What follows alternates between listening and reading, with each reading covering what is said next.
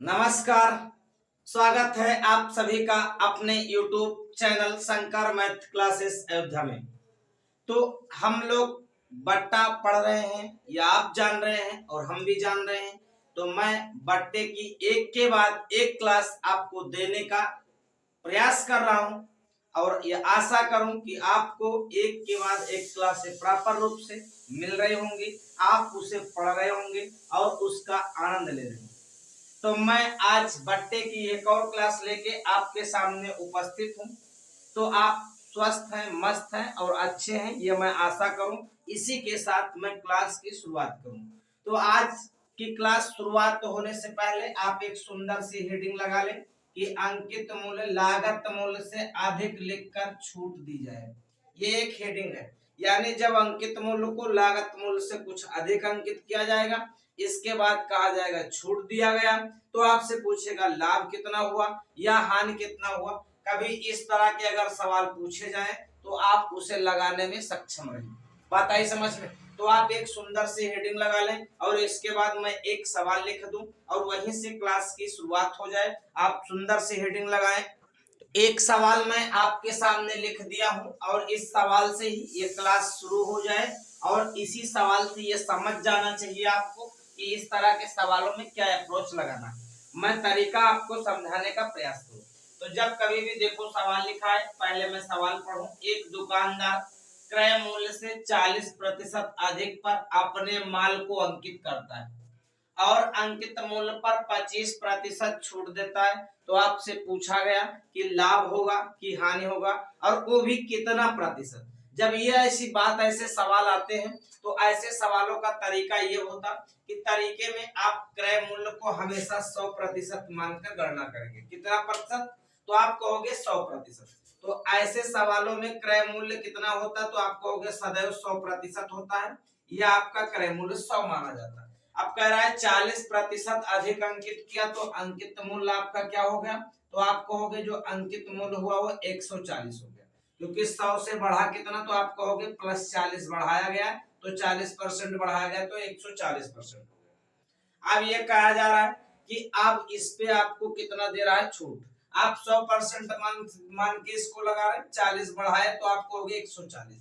अब ये छूट कितना दे रहा है? 25%। छूट किस पे देगा? तो आपको ये समझ आना चाहिए कि छूट सदैव अंकित मूल्य पर दी जाती है। मैं कह दूं विक्रय मूल्य क्या होगा तो आप कहोगे जो बेचेगा बंदा वो 25 छोड़कर बेचेगा, 140 का सामान है, 25 छोड़ा तो आप कहोगे 75/100। जब भी छूट दी जाती है तो 100 में से घटाकर, ये भी मैंने आपको बताया। तो देखो 25 3 75 और 25 चौका 100 हो गया। 4 से मैं इसको काटूं तो आप कहोगे 4 3 12, 2 बचा तो 2 बचा तो 4 पंचे 20 हो गया, तो यानी 35 3 कितना हो गया? आप कहोगे 105, यानी 105 रुपए में बेचा। अब अगर लागत मूल्य आपने 100 किया था, लागत मूल्य मीन्स क्रय मूल्य, अब क्रय मूल्य 100 माना था और बेचा आपने 105 में, तो लाभ हुआ कि हानि? तो आप कहोगे लाभ हुआ। कितना प्रतिशत? तो आप कहोगे 5% का लाभ हुआ। यही इस सवाल का उत्तर है। तो इस सवाल में सदैव क्रय मूल्य को आप 100 मानेंगे, जितना प्रतिशत ज्यादा कहेगा उतना अंकित करेंगे और जो अंकित करेंगे उसी पे आप छूट देंगे। विक्रय मूल्य यदि 100 से ज्यादा आएगा तो लाभ होगा और 100 से कम आएगा तो हानि होगा। बात को समझ गए ना? तो अगर बात को समझ गए हूं, मैं बता ले गया हूं, तो आप इसे लिखें। तो मैं इस तरह से दो एक सवाल और लिख दूं तो फिर मैं अगले टाइप की तरफ चलूं। देखो सेम तरीके से एक सवाल मैंने और भी लिखा, तो आप भी इसे समझें और लगाने का प्रयास करें। ये सवाल भी आप ट्राई करें, क्या इसे आप पहले की तरह सेम सवाल है आप लगा सकते? बिल्कुल आप लगा सकते हैं। अगर कोशिश करेंगे तो सीखने की अगर चाहत है आपके अंदर तो, लेकिन अगर नहीं है तो आपको चाहत पैदा करनी पड़ेगी। यदि गणित को सीखना है तो गणित एक बहुत आसान चीज होती है, लेकिन सीखने के लिए आपके पास चाहत होनी चाहिए। तो चाहत आ जाए तो आप देखो लिखा हुआ है एक दुकानदार अपने वस्तुओं का अंकित मूल्य 30% अधिक अंकित करता है और 12% का छूट देता है। तो आपसे पूछा गया कि बताओ लाभ प्रतिशत कितना होगा। तो आप देखो मैं फिर से बताऊं, क्रय मूल्य को तुरंत आप 100 मानना, क्रय मूल्य 100 है। अब 30% अधिक है प्लस 30% है, तो आप कहोगे जो अंकित किया उसने वो कितना किया, तो आप कहोगे जो अंकित मूल्य हुआ वो 130 हो गया। देखो 100 से कितना बढ़ा, तो आप कहोगे 30। अब वो छूट देगा तो बेचेगा, क्योंकि आप कह सकते हैं कि छूट कितना परसेंट है, छूट है 12%, यानी विक्रय मूल्य कितना होगा, तो आप ये निकाल सकते हैं यहाँ से। तो विक्रय मूल्य आप कहोगे 130 रुपए का सामान था, 12 छोड़ने का मतलब 100 में 12 छूटेगा, तो 100 में 12 का मतलब 88/100। अब आप यहाँ से देखेंगे थोड़ा कैलकुलेशन आपको देखने को कठिन मिलेगा, लेकिन आपको घबराने की बात नहीं है। तो देखो ध्यान से, 0 से 0 में काट दिया, 13 8 104 होता है, हासिल आया 10, और 13 8 104 10 114, तो आप कहोगे 114, एक जीरो नीचे है, मैंने एक दंत पर दशमलव लगा दिया। अब आप यहाँ से देखिए कि 100 रुपए का सामान बेचा कितने में, तो आप कहोगे 114.4 रुपए, कितना ज्यादा में, तो आप कहोगे 14.4 ज्यादा में बेचा, इतने परसेंट ही इसको क्या हुआ होगा, तो आप कहोगे लाभ हुआ होगा। तो देखो कैलकुलेशन से डरने की बात नहीं, आपको दिखने लगेगा कि उत्तर क्या होगा, बात आई समझ, ज्यादा उसमें जोड़ घटाव गुणा भाग नहीं करना, बात आई समझ। हाँ, धीरे से आपको ये समझना है कैलकुलेशन कितनी आसानी से करें ताकि आपको उत्तर आसानी से मिल जाए, ये आप हमेशा कोशिश करेंगे, मैं आपको ये बताने का प्रयास करूं। आप अगर इसको समझ गए हो तो तुरंत लिख रहे हैं, तो मैं आगे बढ़ूं, बहुत जल्दी जल्दी क्लासें आपको मिले। फिर से देखिए, आप एक सवाल और आपके सामने लिखा है, आप सवाल को पढ़ें, इस तरह से सवालों के बाद सवाल आपको मिलते रहेंगे, आप प्रैक्टिस करें और लगाएं और पढ़ें। आप देखो लिखा हुआ है, एक मैच का अंकित मूल्य उससे क्रय मूल्य से 25% अधिक है, एक दुकानदार अंकित मूल्य पर x% की छूट देता तो उसे 8% का नुकसान होता, तो कह रहा है x की वैल्यू बताइए। देखो ऐसे सवाल भी आप चुटकियों में लगाना सीखें। तो मैं कैसे बता रहा हूं, मैं फिर से बताऊं कि क्रय मूल्य कितना, तो आप तुरंत कह दो 100 है। अगर अंकित मूल्य कितना ज्यादा करता, तो आप कहोगे अंकित मूल्य हो जाएगा मेरा, आप कह रहे हैं 25 ज्यादा करता है, तो मैं देखो 25% अधिक, तो आप कहोगे 125 होगा, कोई दिक्कत नहीं।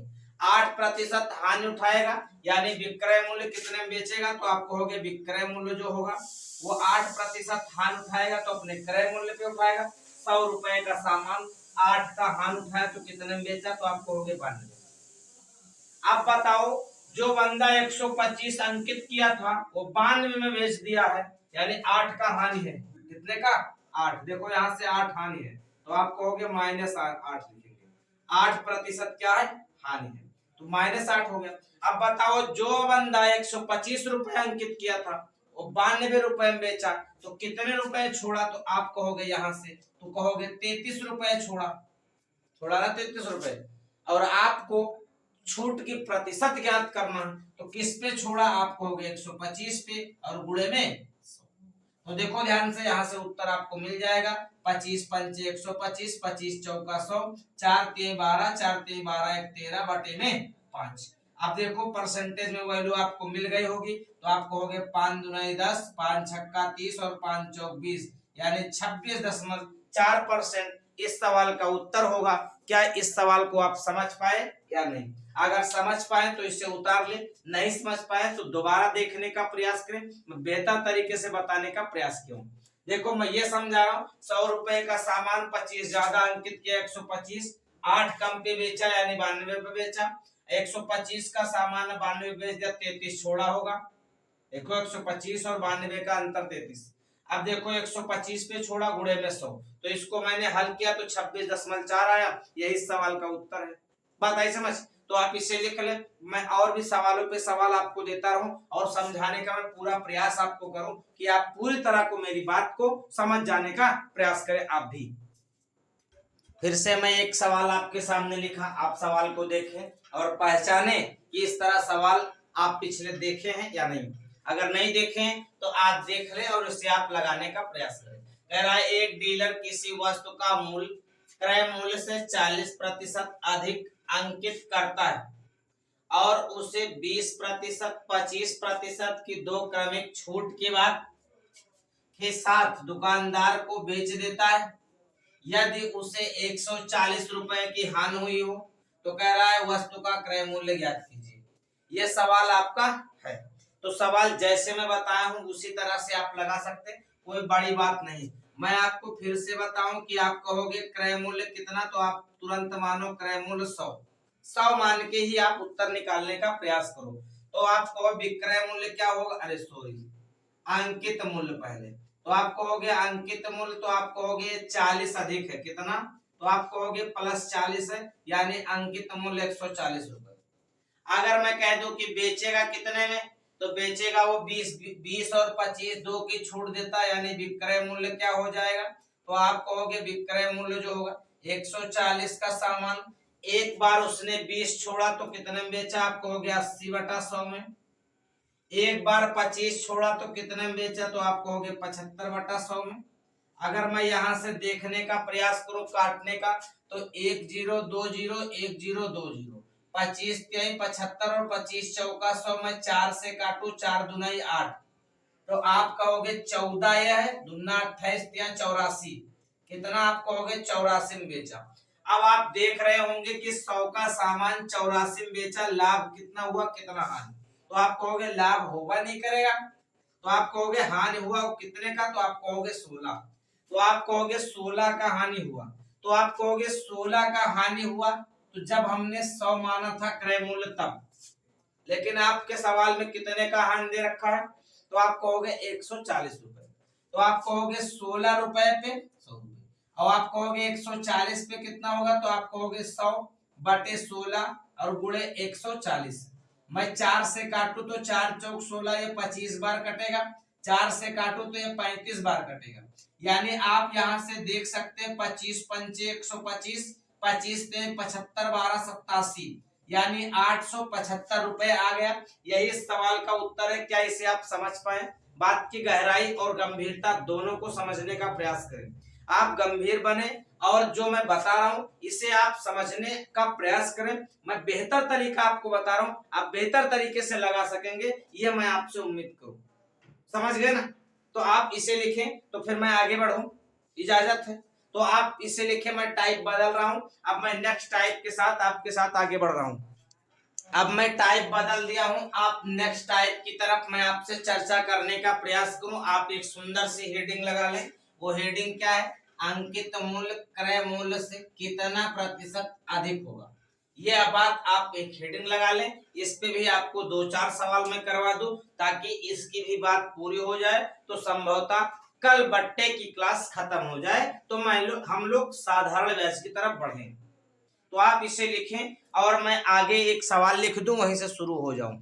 देखो एक सवाल मैं लिख दिया हूं अगले टाइप का भी, कि एक दुकानदार अपनी वस्तुओं पर 10% छूट देने के बाद भी 17% लाभ कमाता है। तो कह रहा है अंकित मूल्य क्रय मूल्य से कितना प्रतिशत अधिक है। इसकी बात आपसे हम करें और इसके साथ ही यह टाइप समाप्त भी हो जाएगा 2-3 सवाल करने के बाद, अभी नहीं। तो आप देखो मैं कह दूं क्या, फिर से मैं कह दूं वही प्रक्रिया अपनानी पड़ेगी। क्रय मूल्य, मैं तीनों मूल्य के बारे में हर बार बात करता हूं, और अंकित मूल्य और कितना, तो आप कहोगे एक और मूल्य होगा जिसे आप कहेंगे विक्रय मूल्य। इन तीन मूल्यों के बारे में अध्ययन करेंगे। तो इन तीनों मूल्यों में फिर से मैं बताऊं, क्रय मूल्य को आप 100 मानिएगा, क्रय मूल्य को 100। अभी आपको देख रहा है कि 10% छूट, तो छूट तो बाद में दिलाओ क्योंकि आपको भी अंकित मूल्य नहीं पता। जब अंकित मूल्य नहीं पता तो आप दे नहीं सकते।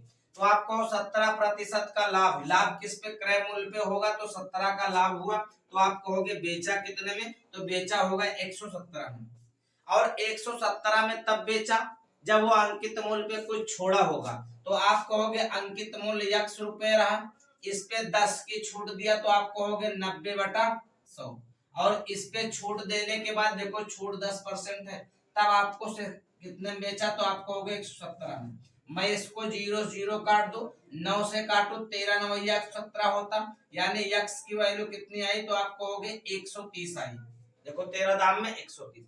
अब आपसे पूछा गया कि क्रय मूल्य से अंकित मूल्य कितना प्रतिशत अधिक है। अब बताओ क्रय मूल्य आपका 100 था, अंकित मूल्य 130 है, तो कितना अधिक दिखाई दे रहा है, तो आप कहोगे मेरे पास 30% अधिक दिखाई दे रहा है। यही इस सवाल का उत्तर है।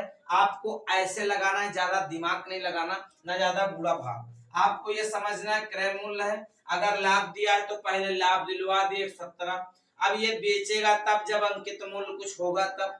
अंकित मूल्य पे छूट देने के बाद 170 में बेचा, यहाँ से अंकित मूल्य 130। अब आपसे क्रय मूल्य से कितना ज्यादा, तो आप कहोगे 30 ज्यादा। जब 100 पे ज्यादा होता है तो हम लोग डायरेक्ट परसेंटेज लिख देते हैं। बात आई समझ में? तो आप कहोगे 30% अधिक अंकित करना चाहिए। आया समझ? तो मैं एक दो सवाल और लिख दूं इस पे, ताकि आपकी प्रैक्टिस भी बनी रहे और आप इस लायक भी हो जाए।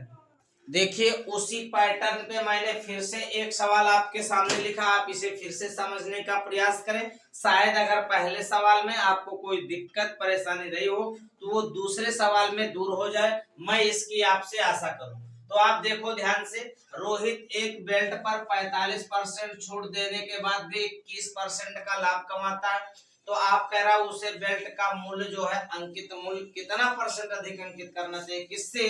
तो आपको क्रय मूल्य। मैं सवाल को पढ़ दूं क्या? मैं अपनी भाषा में बोल दिया। एक रोहित एक बेल्ट पर 45% छूट देने के बाद भी 21% का लाभ कमाना चाहता है, तो उसे अपने बेल्ट के मूल्य को क्रय मूल्य से कितने प्रतिशत अधिक अंकित करना चाहिए? मैंने पढ़ दिया, समझ गए ना? तो आप देखो ध्यान से, फिर से वही कंडीशन। तो एक होगा क्रय मूल्य, एक होगा अंकित मूल्य, और एक क्या होगा, तो आप कहोगे एक होगा विक्रय मूल्य। इन तीनों की हम लोग चर्चा करें तो देखो क्रय मूल्य जो है, मैं कह दूं 100 मान लेना तुरंत। आपको लाभ दिखाई दे रहा है 21%, तो आप कहोगे बेचागा कितने में? देखो +21 का लाभ मतलब +21, तो यानी उसने 121 में बेचेगा। 121 में बेचने की उसने ख्वाहिश की, यानी 21 का लाभ चाह रहा है। अब कह रहा है ये जब 121 में बेचा तब 45 का छूट दिया, तो आपको अंकित मूल्य हमारा यक्स था, 45 छोड़ेगा तो 100 में से 45 घटेगा तो 55/100, और इसके बाद वो कितने में बेच देगा, तो आप कहोगे 121 में। देखो 11 पचे 55, 11 से 11 बार में कटेगा 121, 5 से काटो तो 5 दुनाई 10 हो जाएगा। तो देखो ध्यान से, 5 दुनाई 10, सही काट रहे ना? 11 पचे 55, 11 के रहिए में 121। अब देखो ध्यान से, 5 से काटे तो 5 दुनाई 10, तो 11 दूना 22, यक्स की वैल्यू तो आप कहोगे 220। ये कुछ गलत आ रहा है, तो आप कहोगे यक्स की वैल्यू कितनी आई, तो 220। ये कुछ थोड़ा मिस हो जा रहा है काटने में, मुझे लग रहा है। 45 का छोड़ दिया, अभी मैं देख के बता रहा हूँ, 2 मिनट रुको बेटा। तो एकदम हम लोग सही कर रहे हैं, उसमें कोई गलती नहीं है। आप देख लीजिए x की वैल्यू 220, यानी अंकित मूल्य कितना है, तो 220। अब आप देखो 100 से कितना ज्यादा, तो आप कहोगे 120 ज्यादा, यानी 120% अधिक अंकित करना पड़ेगा। यही इस सवाल का उत्तर है। मुझे लगा कि ये 120 आ रहा है, मुझे लगा कि थोड़ा कुछ मिस होगा काटने में, तो मैंने कहा देख सकता हूँ काटने में कोई गलती तो नहीं। वास्तव में कोई गलती नहीं होती, मैं चेक कर चुका। बात आई समझ में? तो कोई गलती नहीं हुई, मिस्टेक कुछ भी नहीं है। आप इसे समझ लें, 120% अधिक अंकित करेगा। तो समझ आया कि नहीं? तो समझ आया हो तो आप इसे लिख ले, मैं आगे बढ़ूं आपकी इजाजत हो तो आज हम लोगों ने 2 टाइप के सवालों का अध्ययन किया, और इसके बाद में आज की क्लास हम चाहेंगे कि यहीं पे समाप्त हो जाए।